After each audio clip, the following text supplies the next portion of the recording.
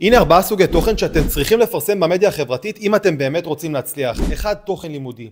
איך אתם יכולים לעזור לאנשים אחרים להשתפר. אם אתם יכולים לעזור לאנשים וללמד אותם משהו חדש והם באמת ישתפרו, הם יאהבו את התוכן שלכם, וכמובן שגם יותר סביר שאם הם יאהבו את זה, הם ישתפו את זה ויהפכו להיות עוקבים נאמנים. 2. סרטוני השראה. כי מי לא אוהב מוטיבציה טובה? רק תסתכלו על טוני רובינס ותראו גם את גארי וי. האנשים אוהבים את המוטיבציה שלהם ובגלל זה יש להם כל כך הרבה עוקבים.